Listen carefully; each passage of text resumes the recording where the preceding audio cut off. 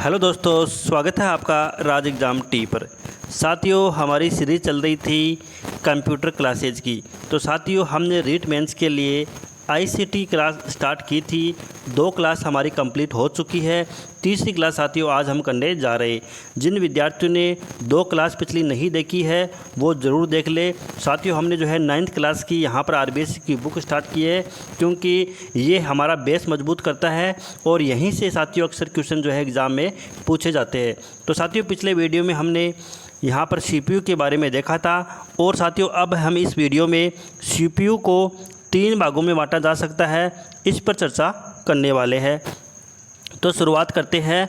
Video को अधिक से अधिक शेयर कीजिएगा, वीडियो को लाइक ज़रूर कीजिएगा, अगर अच्छा लगे तो कमेंट ज़रूर कीजिएगा कोई सवाल हो तो साथियों यहाँ पर देखिए, नियंत्रण इकाई अथवा सीयू। दूसरा भाग इसका है अंकगणितीय व तार्किक इकाई अथवा ALU। तो साथियों यहाँ पर ALU की फुल फॉर्म जो है वो एग्ज़ाम में पूछी जा सकती है, अरिथमेटिक लॉजिक यूनिट, यानी कि अंकगणितीय व तार्किक इकाई। आगे देखिए, तीसरा प्रकार है मेमोरी अथवा संग्रहण इकाई, यानी कि स्टोरेज यूनिट के बारे में कहा गया है। तो अब विस्तार से इनके बारे में देखने वाले हैं। अब देखिए, माइक्रो कंप्यूटर में CPU एक छोटा सा माइक्रो प्रोसेसर होता है। अन्य बड़े कंप्यूटरों में एक से अधिक माइक्रो प्रोसेसर हो सकते हैं। माइक्रो प्रोसेसर से ही कंप्यूटर के कार्य संचालित किए जाते हैं। तो यहाँ पर देखिए, माइक्रो प्रोसेसर है वो काफ़ी इंपॉर्टेंट है, इसी के द्वारा कंप्यूटर के लगभग कार्य है वो संचालित किए जाते हैं। आगे देखिए, माइक्रो प्रोसेसर की आंतरिक संरचना में निम्न भाग होते हैं। कौन कौन से होते हैं? एक तो CPU होता है, एक ALU होता है, एक होता है रजिस्टर, एक होता है आंतरिक बस। ये आपको साथियों यहाँ पर ध्यान रखना है, क्योंकि यहाँ से क्वेश्चन आ सकता है कि माइक्रो प्रोसेसर में सम्मिलित है। तो यहाँ पर 3 ऑप्शन दे रखे होंगे, यहाँ चारों साथियों दे सकते हैं कि एक तो होता है CPU कंट्रोल यूनिट हो गया, एक होता है ALU अरिथमेटिक लॉजिक यूनिट हो गया, तीसरा होता है रजिस्टर, चौथा होता है आंतरिक बस। ये साथियों आपको यहाँ पर ध्यान रखना है, ये साथियों इंपॉर्टेंट है, क्योंकि यहाँ से एक क्वेश्चन जो है यहाँ से बन रहा है और एग्ज़ाम में यहाँ से पूछा जा सकता है कि माइक्रो प्रोसेसर में निम्नलिखित सम्मिलित होते हैं या नहीं। कोई कैसे भी क्वेश्चन पूछ सकते हो। यहाँ पर CPU, ALU, रजिस्टर और आंतरिक बस, ये आपको बस यहाँ पर याद रखना है। आगे देखिए, जो भी क्वेश्चन इंपॉर्टेंट बन रहे हैं साथियों वो हम लगातार आपको बता रहे हैं और आप उनको यहाँ पर जो है नोट भी कर सकते हैं अपनी नोटबुक में। माइक्रो प्रोसेसर के आविष्कार से पहले कंप्यूटर का परिपथ कई ट्रांजिस्टरों को संयोजित कर बनाया जाता था। कंप्यूटर को अधिक दक्ष, कार्य कुशल एवं उपयोगी बनाने के लिए इसके प्रोसेसर के परिपथ में ट्रांजिस्टरों की संख्या में अत्यधिक वृद्धि होती गई। इससे ट्रांजिस्टरों का परिपथ जटिल होता गया और परिपथ में अधिक ताप उत्पन्न होने से इनके खराब होने की समस्या उत्पन्न होने लगी। अतः एक ऐसे पुर्जे की आवश्यकता हुई जिसमें अनेक ट्रांजिस्टरों के तुल्य परिपथ हो। ऐसा पुर्जा ही माइक्रो प्रोसेसर कहलाता है। जैसे साथियों, जो पुराने कंप्यूटर उसमें साथियों जो वो गर्म जल्दी हो जाते थे और ख़राब फिर हो जाते थे, तो इसलिए माइक्रो प्रोसेसर जो है यहाँ पर काम में लिया गया, इसका निर्माण यहाँ पर हुआ। आप साथियों यहाँ पर ये देखिए, ये माइक्रो प्रोसेसर आप देख सकते हैं चित्र के माध्यम से यहाँ पर दे रखा है। आगे चर्चा करते हैं यहाँ पर कि आगे देखिए क्या क्या इसमें और प्रोसेस है यहाँ पर। अब इसके बारे में और देखते हैं यहाँ पर माइक्रो प्रोसेसर के बारे में। सबसे पहला माइक्रो प्रोसेसर सन 1970 में इंटेल कॉरपोरेशन ने इंटेल 4004 के नाम से तैयार किया। तो यहाँ से एक इम्पोर्टेंट क्वेश्चन बन रहा है और वो इम्पोर्टेंट क्वेश्चन क्या है यहाँ पर देखिए कि सबसे पहला जो माइक्रो प्रोसेसर है वो कब बनाया गया? 1970 में। ये एक बात आपको याद रखनी है। उसके बाद में यहाँ पर बात करें तो किसने बनाया? तो इंटेल कॉरपोरेशन ने बनाया। किसने बनाया? इंटेल कॉरपोरेशन ने बनाया। उसके बाद में उसका नाम क्या था, यानी कि सबसे पहले जो माइक्रो प्रोसेसर बनाया गया था उसका नाम है वो क्या था? तो यहाँ पर देखिए, ये उसका नाम था इंटेल 4004। ये आपको याद रखना है, ये मोस्ट इंपॉर्टेंट है, इंटेल 4004। तो पहला माइक्रो प्रोसेसर कौन सा था? इंटेल 4004 के नाम से तैयार किया गया, जिसमें लगभग 2300 ट्रांजिस्टरों के बराबर क्षमता थी। कितनी क्षमता थी? 2300 ट्रांजिस्टरों के बराबर क्षमता थी। माइक्रो प्रोसेसर लगभग आधे इंच का सिलिकॉन धातु से निर्मित आयताकार टुकड़ा होता है। जैसे साथियों एकदम छोटा सा टुकड़ा होता है आधे इंच का, और सिलिकॉन धातु से ये बनाया गया। किससे बनाया गया? सिलिकॉन से। यहाँ से भी जो है साथियों ये पॉइंट भी इंपॉर्टेंट हो सकता है, क्योंकि यहाँ पर सिलिकॉन का जो है यूज़ इसमें किया गया, किसका यूज़ किया गया है? सिलिकॉन धातु का यहाँ पर यूज़ किया गया है। तो ये भी आपको याद रखना कि माइक्रो प्रोसेसर में सिलिकॉन धातु का यूज़ किया गया है। 1970 में बनाया गया इंटेल कॉर्पोरेशन के द्वारा, और इंटेल 4004 पहला माइक्रो प्रोसेसर है। ये 4 क्वेश्चन यहाँ से बन रहे हैं। आगे देखिए, जो एक छोटे यहाँ पर देखिए, जो एक खोल में छोटे छोटे कनेक्टर्स के साथ व्यवस्थित रहता है, चपटा होने के कारण इसे चिप भी कहते हैं। क्या कहते हैं इसे चिप भी कहा जाता है। आगे देखिए, इंटेल 4004 चिप के बाद माइक्रो प्रोसेसर की तकनीक निरंतर विकसित होती गई और इनकी क्षमता व गति बढ़ती गई। वर्तमान में विभिन्न गति एवं गणन क्षमता वाले माइक्रो प्रोसेसर उपलब्ध है, जिनमें इंटेल पेंटियम 4, यहाँ पर देखिए कोर 2 ड्यू, i3, i5 और AMD आदि माइक्रो प्रोसेसर के नाम उल्लेखनीय है। तो यहाँ से जो है क्वेश्चन क्या बन सकता है, यहाँ से जो है आपको माइक्रो प्रोसेसर के वो है नाम यहाँ पर पूछा जा सकता है। तो कितने माइक्रो प्रोसेसर है उनके नाम आप एक बार देख लीजिए।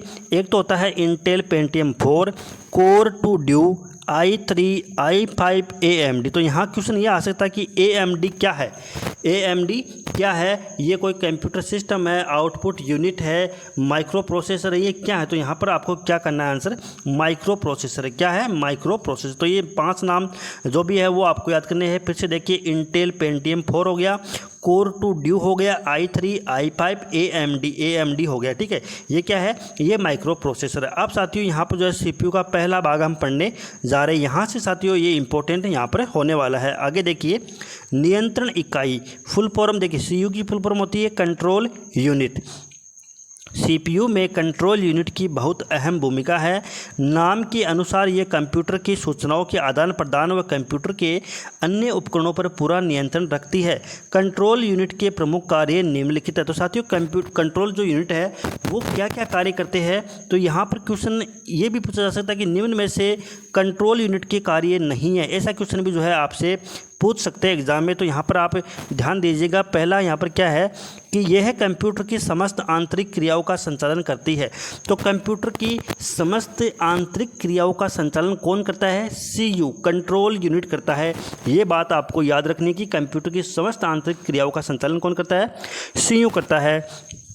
आगे देखिए, यह इनपुट आउटपुट क्रियाओं को नियंत्रित करती है। कौन करती है? CPU।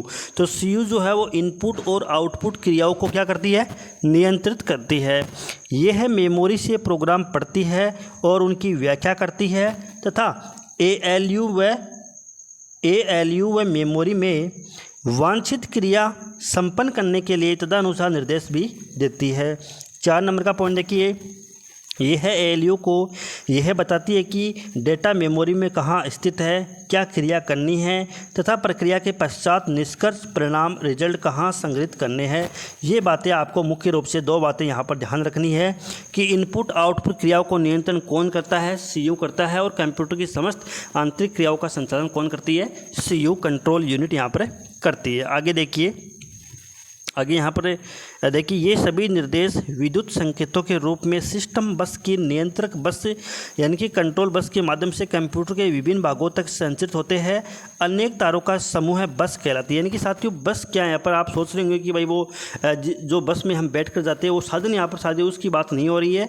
यहाँ पर हो रही है अनेक तारों का समूह है वो बस कहलाती है। क्या कहलाती है? अनेक तारों का समूह है बस कहलाती है। तो आपको याद रखना कि विद्युत संकेतों के रूप में सिस्टम बस के नियंत्रक बस के माध्यम से कंप्यूटर के विभिन्न भागों तक संचित होते हैं जो संकेत होते हैं। आगे देखिए, अब तीसरे नंबर का पॉइंट यहाँ पर पढ़ेंगे, अंकगणितीय तार्किक इकाई। अंकगणितीय तार्किक इकाई ALU इसको बोलते हैं अरिथमेटिक लॉजिक यूनिट। क्या नाम है? Arithmetic logic unit. कई एग्जाम्स में साथियों यहाँ से जो है फुल फॉर्म आपको पूछ सकते हैं और पूछा भी गया कि ALU की फुल फॉर्म क्या होती है, ये किसका भाग होता है? ये CPU का भाग होता है। देखिए, ये है यूनिट अंकगणितीय क्रियाओं तथा तार्किक क्रियाएँ जो है वो करती है। अंकगणितीय क्रियाओं में जोड़, बाकी, गुणा, भाग सम्मिलित है। ALU में एक ऐसा इलेक्ट्रॉनिक परिपथ होता है जो अंकगणितीय गणनाएं करने में क्या होता है? सक्षम होता है। तार्किक क्रियाओं में ALU 2 संख्याओं या डाटा की तुलना कर निर्णय लेने का कार्य करता है। तुलना के परिणाम हाँ अथवा नहीं में होते हैं, जिससे निर्णय लेने में क्या होती है? सहायता मिलती है। आगे देखिए, ALU कंट्रोल यूनिट CO की निगरानी में कार्य करता है। यह मेमोरी में डाटा प्राप्त करता है, उस पर गणनाएं करता है और परिणाम पुनः मेमोरी को ही लौटा देता है। और ALU के जो कार्य करने की गति होती है वो बहुत ज़्यादा क्या है, तीव्र है। यह लगभग 10 लाख गणनाएं प्रति सेकंड की गति से करता है। तो बहुत बड़ी मात्रा में यहाँ पर देखिए 10 लाख गणनाएं है वो 1 सेकंड में कर सकता है। ALU में अनेक रजिस्टर और एक्यूमुलेटर क्या होते हैं, एक्यूमुलेटर होते हैं जो गणनाओं के दौरान क्षणिक संग्रह हेतु मेमोरी का कार्य करते हैं। ALU में डाटा पर कार्य होने के बाद परिणाम को या तो प्रदर्शन के लिए आउटपुट उपकरणों में भेज दिया जाता है या मेमोरी में संग्रहित कर लिया जाता है। तो यहाँ से साथियों एक क्वेश्चन यही बन रहा है कि क्षणिक संग्रह हेतु कौन सी मेमोरी का जो है यूज़ यहाँ पर किया जाता है, किसका यूज किया जाता है, क्षणिक संग्रह हेतु किस मेमोरी का, यानी कि जो भी गणनाएं करते हैं और गणनाओं को क्षणिक कुछ समय के लिए जो है संग्रह हेतु किसका यूज करते हैं, एक्यूमुलेटर का यूज करते हैं। तो यहाँ पर ये नाम एक्यूमुलेटर जो नाम है वो आपको यहाँ पर ध्यान रखना है, ये नाम यहाँ पर इंपॉर्टेंट है, एक्यूमुलेटर, यानी कि क्षणिक संग्रह हेतु जो भी डेटा है उसको एक्यूमुलेटर जो होता है यहाँ पर क्या करता है, संग्रह करता है, एक्यूमुलेटर, ये नाम आपको याद रखना है। अब साथियों मेमोरी के बारे में यहाँ पर देखेंगे कि मेमोरी के जो है क्या क्या कार्य है। तो यहाँ पर देखिए, मेमोरी मनुष्य के दिमाग में याद रखने की क्षमता होती है जिसे स्मृति यानी कि मेमोरी कहते हैं। इसी प्रकार कंप्यूटर में डाटा तथा निर्देशों को संग्रह करने की क्षमता होती है जो कंप्यूटर की मेमोरी कहलाती है। तो यहाँ पर क्या करते हैं साथियों, ये डेटा इकट्ठा करने का क्या करती है, काम करती है। जो भी इंपॉर्टेंट चीज़ें साथियों उन पर हम नज़र डालेंगे। बिना मेमोरी के कंप्यूटर कार्य नहीं कर सकता, ये याद रखना है। मेमोरी में संग्रह के लिए अनेक स्थान होते हैं जिनकी संख्या निश्चित होती है। मेमोरी की क्षमता अथवा मेमोरी का आकार इन स्थानों की संख्या पर निर्भर करता है। मेमोरी में प्रत्येक स्थान एक पहचान संख्या होती है जिसे एड्रेस कहते हैं। क्या बोलते हैं, एड्रेस बोलते हैं। उसके बाद में देखिए आगे क्या है, आगे देखिए मेमोरी को मुख्य रूप से 2 भागों में विभाजित किया जा सकता है। पहला होता है मुख्य मेमोरी यानी कि मेन मेमोरी होगी, दूसरा होता है बाह्य मेमोरी यानी कि एक्सटर्नल मेमोरी हो गई। अब देखिए इनके बारे में विस्तार से हम यहाँ पर जानेंगे। जब मेमोरी शब्द का उपयोग किया जाता है तो उसका आशय मुख्य मेमोरी ही होता है। इसे प्राथमिक मेमोरी अथवा आंतरिक मेमोरी, इंटरनल मेमोरी भी कहा जाता है। ये CPU का ही भाग होती है। तो यहाँ पर क्वेश्चन आ सकता है कि मेमोरी किसका भाग है, तो मेमोरी जो होता है CPU कंट्रोल जो है, यहाँ पर सेंट्रल प्रोसेसिंग यूनिट जो होता है उसका भाग होता है। मुख्य मेमोरी तीव्र गति वाली होती है तथा प्राथमिक तथ्यों की संगणना प्रोग्राम में लिखित निर्देशों के अनुसार करती है। यह मध्यवर्ती तथा अंतिम दोनों निष्कर्षों को संग्रहित करने के लिए भी प्रयुक्त होती है। मेमोरी एक अर्धचालक चिप होती है। मुख्य मेमोरी को सामान्यतः 2 भागों में बांटा गया है। तो जो मेन मेमोरी साथियों होती है उसको यहाँ पर जो है 2 भागों में बांटा गया है। अब देखिए अस्थायी मेमोरी अथवा रैंडम एक्सेस मेमोरी, RAM। तो साथियों यहाँ से जो है RAM की फुल फॉर्म आपसे पूछा जा सकता है कि RAM की फुल फॉर्म होती है, वो होती है random access memory. Random access memory ये नाम याद रखना है। और इसको अस्थायी मेमोरी बोलते हैं, यानी कि रैम को अस्थायी मेमोरी बोलते हैं, स्थायी मेमोरी ये नहीं है। यह सबसे ज़्यादा प्रयोग में आने वाली मेमोरी। तो सबसे ज़्यादा प्रयोग में कौन सी मेमोरी आती है, रैम यहाँ पर काम में ली जाती है। कीबोर्ड अथवा अन्य किसी इनपुट डिवाइस से इनपुट किया डाटा प्रक्रिया से पहले रैम में ही संग्रहित होता है और CPU द्वारा वहां से आवश्यकता अनुसार प्राप्त कर लिया जाता है। रैम में संग्रहित डेटा या निर्देश कभी भी एक्सेस किया जा सकता है तथा कभी भी पढ़ा एवं पुनः लिखा जा सकता है। अस्थायी मेमोरी होती है तो कभी भी उसको एडिट हम कर सकते हैं, जो भी चीज़ें उसमें लिखी हुई हो। तो यहाँ पर देखिए that can be read from always as well as written to. RAM में संचित सूचनाओं को हम माइक्रो सेकंड के 10वें हिस्से में पुनः ग्रहण कर सकते हैं। तो रैम में संचित सूचनाओं को क्या कर सकते हैं, हमें माइक्रो सेकंड के 10वें हिस्से में पुनः उसको क्या कर सकते हैं, संग्रहण कर सकते हैं। देखिए रैम चिप कौन सी होती है, ये देखिए आप चित्र के माध्यम से देख सकते हैं, ये होती है रैम चिप। आगे यहाँ पर देखिए रैम में डाटा या प्रोग्राम अस्थायी रूप से संग्रहित होता है। तो यहाँ पर क्वेश्चन क्या बनता है कि अस्थायी रूप से डेटा संग्रहित किस में रहता है या कौन सी मेमोरी में रहता है, तो रैम में रहता है। किस में रहता है, रैम में रहता है। और रैम की फुल फॉर्म होती है रैंडम एक्सेस मेमोरी। कंप्यूटर को बंद यानी कि स्विच ऑफ करने अथवा विद्युत आपूर्ति बंद हो जाने पर रैम में संग्रहित डेटा है वो मिट जाता है, इसलिए रैम को अस्थायी या अस्थिर मेमोरी कहते हैं। तो साथियों, जब आप कंप्यूटर चला रहे होते हैं, जो भी काम आप कर रहे हो तो वो रैम में संग्रहित होता है। जैसे ही लाइट चल जाती है वो जो संग्रहित डेटा है साथियों वो भी यहाँ से मिट जाता है। आगे चर्चा करते हैं स्थायी मेमोरी। किसकी साथियों? स्थायी मेमोरी की अब हम चर्चा करते हैं। तो यहाँ पर देखिए स्थायी मेमोरी अथवा रीड ओनली मेमोरी, रोम। अब रोम की चर्चा करेंगे। रैम तो अस्थायी मेमोरी होती है और रोम है वो स्थायी मेमोरी है, जिसकी फुल फॉर्म होती है रीड ओनली मेमोरी। ये आपको याद रखना है फुल फॉर्म। इस मेमोरी में संग्रहित प्रोग्राम परिवर्तित अथवा नष्ट नहीं किया जा सकता। तो साथियों, रोम में जो भी सूचनाएं संग्रहित होती है, जो भी प्रोग्राम संग्रहित होते हैं साथियों, उनको हम चेंज नहीं कर सकते और साथियों ये नष्ट भी नहीं किए जा सकते हैं। उन्हें केवल हम पढ़ सकते हैं, यानी कि पढ़ा जा सकता है। ये मेमोरी अस्थायी या स्थिर होती है। क्या होती है? नॉन वोलेटाइल होती है। अतः कंप्यूटर को बंद करने अथवा विद्युत आपूर्ति बंद हो जाने पर यह नष्ट नहीं होती है। इस मेमोरी का उपयोग मूलभूत निर्देशों के संग्रहण के लिए किया जाता है। आगे देखिए, रोम के उपयोग का सबसे अच्छा उदाहरण होता है बायोस। क्या होता है साथियों? BIOS। कई बार यहाँ पर एग्जाम में साथियों बायोस की फुल फॉर्म है वो पूछी जा चुकी है और इसकी साथियों फुल फॉर्म क्या है? वो है बेसिक इनपुट आउटपुट सिस्टम। क्या है साथियों? Basic input output system. तो बायोस जो है वो उदाहरण है। किसका एग्जाम्पल है साथियों? ये रोम का एग्जाम्पल है। आगे देखिए, जिसमें कंप्यूटर का बूटिंग प्रोग्राम संग्रहित रहता है। तो कंप्यूटर का बूटिंग प्रोग्राम जो है वो बायोस में संग्रहित रहता है। जब कंप्यूटर चालू होता है तो वह इससे स्वतः ही सूचना ग्रहण यानी कि बूट हो जाता है। रोम का उपयोग स्वचालित मशीनों, खिलौनों आदि में भी यहाँ पर किया जाता है। तो साथियों, चित्र के माध्यम से आप यहाँ पर देख सकते हैं, ये रोम चिप है। आप देख सकते हैं चित्र के माध्यम से। और अब साथियों यहाँ पर देखेंगे कि रोम जो है वो 3 प्रकार की होती है। कितने प्रकार की साथियों? रोम 3 प्रकार की होती है। ये भी इम्पोर्टेंट है साथियों। पहला होता है प्रोम, PROM, और इसकी फुल फॉर्म होती है प्रोग्रामेबल रीड ओनली मेमोरी। इस मेमोरी में केवल एक ही बार लिखा जा सकता है किंतु बार बार पढ़ा जा सकता है। तो प्रोम जो होता है साथियों पहली होती है और इसमें साथियों एक बार तो हम लिख सकते हैं, उसके बाद में साथियों इसको हम लिख नहीं सकते इसको हालांकि बार बार पढ़ सकते हैं। आगे देखिए साथियों, दूसरा होता है EPROM। कौन सा होता है? EPROM। इसकी फुल फॉर्म होती है erasable programmable read only memory. ये फुल फॉर्म भी साथियों आपको एग्जाम में पूछ सकते हैं। इरेजेबल यहाँ पर नाम आपको याद रखना है और प्रोग्रामेबल यहाँ पर देखिए, तो इस मेमोरी में आवश्यकता होने पर प्रोग्राम मिटाया जा सकता है और नया प्रोग्राम डाला जा सकता है। इस मेमोरी को मिटाने के लिए पराबैंगनी किरणों का उपयोग किया जाता है। तो साथियों, EPROM में हम जो भी डेटा संग्रहित है उसको हम मिटा सकते हैं और उसमें नया प्रोग्राम भी यहाँ पर हम उसमें डाल सकते हैं। ये साथियों EPROM की विशेषता है। फुल फॉर्म आपको याद रखनी है। उसके बाद में डबल EPROM। क्या साथियों? EEPROM यानी कि डबल EPROM होता है।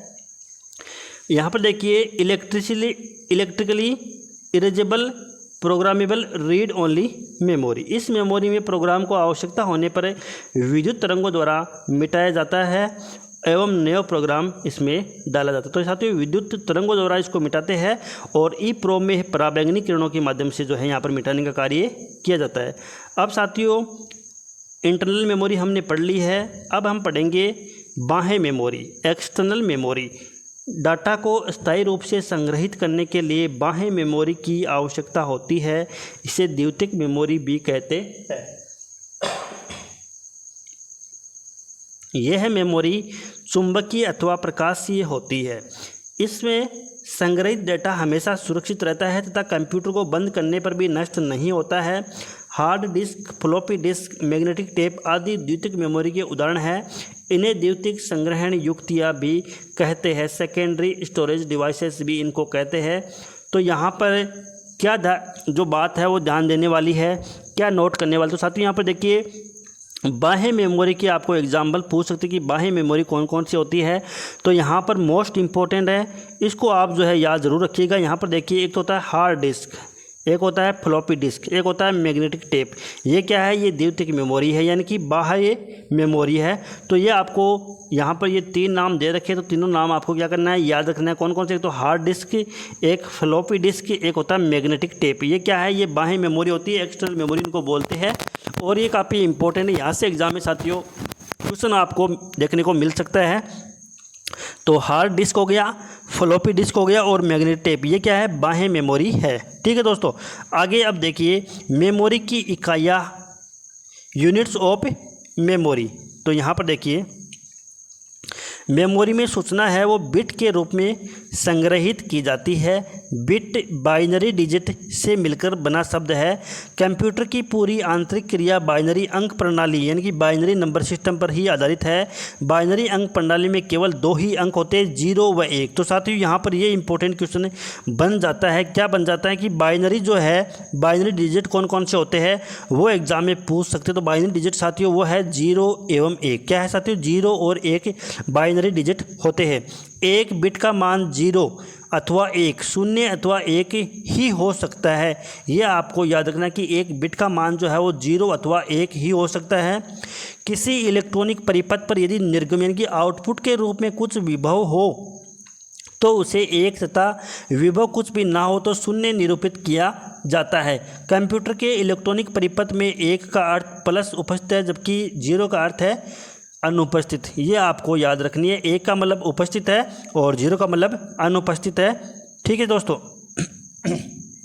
आगे देखिए कंप्यूटर में सभी डेटा 0 अथवा 1 में ही संग्रहित होता है, किंतु मानव द्वारा कंप्यूटर को सारी सूचनाएं 0 अथवा 1 बिट के रूप में देना दुष्कर कार्य है। अतः उपयोगकर्ता कंप्यूटर को समस्त इनपुट अपनी ही भाषा में देता है और कंप्यूटर स्वयं उसे अपनी भाषा यानी बिट रूप में परिवर्तित कर लेता है। उदाहरण के रूप में कीबोर्ड पर जब 1 की को दबाया जाता है तो कंप्यूटर की मेमोरी में यहाँ पर देखिए इतना अंकित हो जाता है, यानी कि 1 0 0 0 0 0 1 क्या होता है? ये अंकित हो जाता है।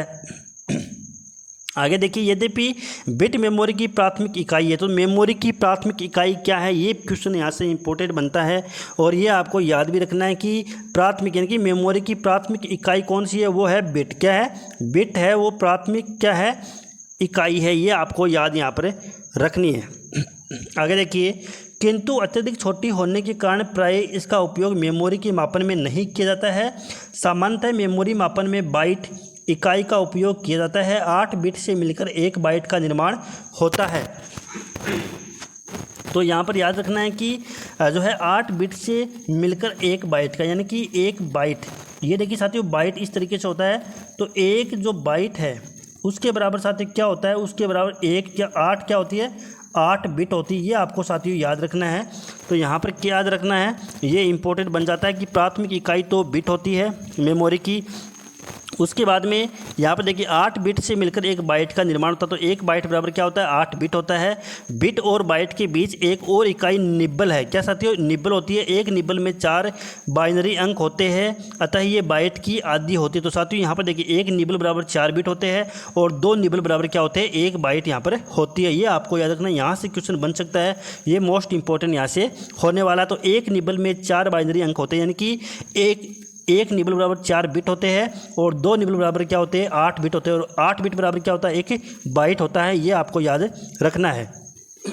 आगे देखिए मेमोरी की विभिन्न इकाइयाँ निम्न प्रकार से व्यक्त की जा सकती है। तो साथियों सबसे पहले पढ़ेंगे हम बिट के बारे में। देखिए बिट मेमोरी की सबसे छोटी इकाई बाइनरी अंक प्रणाली में इसका मान जो होता है 0 अथवा 1 होता है, वो सबसे छोटी इकाई है। दूसरा होता है निब्बल। तो 4 बिट के समूह को क्या बोलते हैं? निब्बल बोलते हैं। 4 बिट के समूह को क्या बोलते हैं? निब्बल बोलते हैं। ये आपको याद रखना है, मोस्ट इंपॉर्टेंट है। 1 निब्बल बराबर क्या होता है?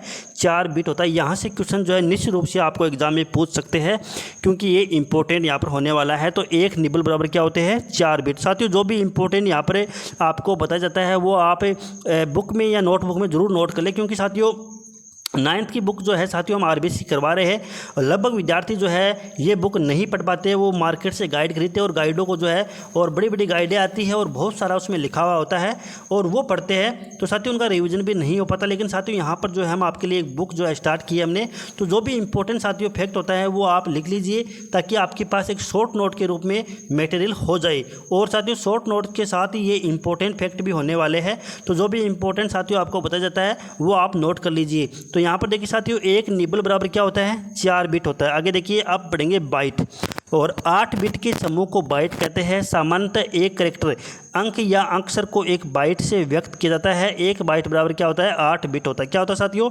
एक बाइट बराबर 8 बिट होता है और एक निबल बराबर 4 बिट, यानी कि 2 निबल बराबर 1 बाइट हम बोल सकते हैं। किलो बाइट केबी इसको बोलते हैं, क्या बोलते हैं शॉर्ट में, क्या बोलते हैं, केबी बोलते हैं। यह आपको याद रखना है। 1024 बाइट को 1 किलो बाइट बोलते हैं। साथियों एक केबी जो होता है उसको क्या बोलते हैं, 1024 बाइट बोलते हैं। अतः 1 किलो बाइट यानी कि 1 केबी बराबर 1024 क्या होते हैं, बाइट होते हैं। यह आपको याद रखना है। उसके बाद में साथियों मेगा बाइट एमबी, आपने सुना होगा साथियों कि 200 MB 300 MB जो आप रिचार्ज करवाते हो उसमें भी MB का साथियों यूज़ होता है, तो यहाँ पर उसको मेगाबाइट बोलते हैं, शॉर्ट में बोलेंगे MB।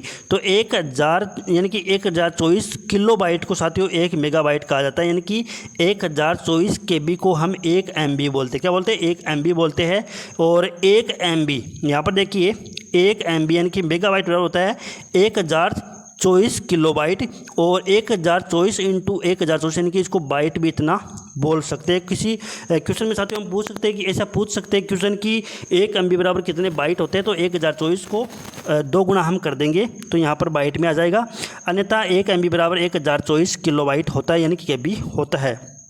आगे देखिए साथियों, आगे चर्चा करते हैं गीगाबाइट की। देखिए गीगाबाइट को शॉर्ट में बोलते हैं GB, क्या बोलते हैं, GB यहाँ पर बोलते हैं।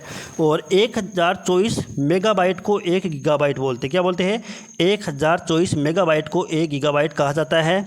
और 1 गीगाबाइट यानी कि 1 GB। और आपको सबको पता है साथियों रिचार्ज करवाते तो 1 GB 1.5 GB 2 GB इतना ही मिलता है, इतना ही करवाते रिचार्ज। तो इसको हम जो है यहाँ पर इसको क्या बोलेंगे, 1 GB को बोलेंगे 1024 MB। क्या बोलेंगे, 1024 MB इसको बोल सकते हैं। अगर किलो बाइट में पूछे तो 2 गुना कर देंगे, और अगर बाइट में पूछे तो इसको क्या कर देंगे, 3 गुना कर देंगे। तो 1 GB बराबर होता है 1024 MB। आप पढ़ेंगे टेराबाइट। क्या पढ़ेंगे साथियों, टेराबाइट के बारे में पढ़ने वाले हैं। टेराबाइट का मतलब होता है TB, ये उच्चतम इकाई साथियों यहाँ पर होती है, तो TB पूछ सकते हैं आपको। और 1024 GB को 1 टेराबाइट बोलते हैं। 1024 गीगाबाइट को 1 टेराबाइट कहा जाता है। अतः 1 टेराबाइट बराबर होता है 1024 गीगाबाइट, यानी कि 1 TB। ठीक है साथियों, और यहाँ पर साथियों वो TB जो बीमारी होती है उसकी यहाँ पर बात नहीं की जा रही है। ये मेमोरी साथियों यहाँ पर जो है इकाई होती है मेमोरी की। और 1 TB बराबर यहाँ पर साथियों क्या होता है, 1024 GB होता है। क्या होता है, 1024 GB होता है। और अगर मेगाबाइट में पूछे तो साथियों आपको इसको दुगुना करना है। किलो बाइट में पूछे तो 3 गुना कर देना, और बाइट में पूछे तो इसको 4 गुना कर सकते हैं, यानी कि 4 बार साथियों इसको गुना कर सकते हैं। ठीक है साथियों, और इसको 3 बार गुना कर सकते हैं, इसको डबल बार गुना कर सकते हैं, यानी कि स्क्वायर आपको साथियों यहाँ पर करना है। इसके बाद यहाँ पर क्यूब कर सकते हैं।